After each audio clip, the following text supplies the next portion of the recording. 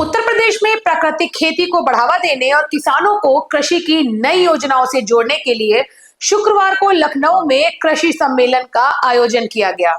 इस सम्मेलन का शुभारंभ केंद्रीय कृषि मंत्री शिवराज सिंह चौहान और यूपी के मुख्यमंत्री योगी आदित्यनाथ ने किया। इस मौके पर उत्तर प्रदेश में कृषि से जुड़ी कई नई योजनाओं की घोषणा भी की गई। केंद्रीय कृषि मंत्री शिवराज सिंह चौहान ने लखनऊ में मुख्यमंत्री योगी आदित्यनाथ के साथ उत्तर क्षेत्रीय कृषि सम्मेलन की शुरुआत की। इस मौके पर मुख्यमंत्री ने यूपी में एग्रीकल्चर और मैन्युफैक्चरिंग की गति को बढ़ाने के लिए बेहतर समन्वय पर जोर दिया। मेरा यह मानना है, यह देश जब आजाद हुआ था, भारत की अर्थव्यवस्था में एग्रीकल्चर का जो योगदान था वो लगभग 41 से 42% था। लगातार कृषि का कम होता गया। एग्रीकल्चर और मैन्युफैक्चरिंग, इन दोनों में बेहतर समन्वय हो तो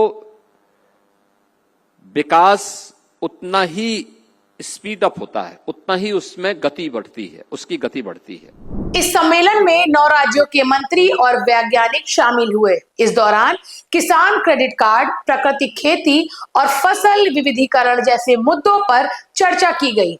केंद्रीय मंत्री शिवराज सिंह ने कृषि को नई तकनीक से जोड़ने पर जोर दिया। मीडिया से बातचीत के दौरान शिवराज सिंह ने बताया कि किसानों की आजीविका बढ़ाना सरकार का मुख्य उद्देश्य है। साथ ही बीते दिनों यूपी में बेमौसम बारिश से हुई फसलों के नुकसान पर शिवराज ने कहा कि किसानों को उचित मुआवजा मिलना चाहिए और सरकार इस दिशा में गतिशील भी है। सर, यूपी में भी बेमौसम बरसात हुई है। अलग अलग जिलों से खबरें आई थी, पूरा गेहूं खराब हो गया लोगों का। हालांकि सरकार ने कहा है कि हम उनको सुविधा मुहैया करवाएंगे, लेकिन किसानों से बात हुई, अभी तक उन तक कोई सुविधाएं पहुंची नहीं है।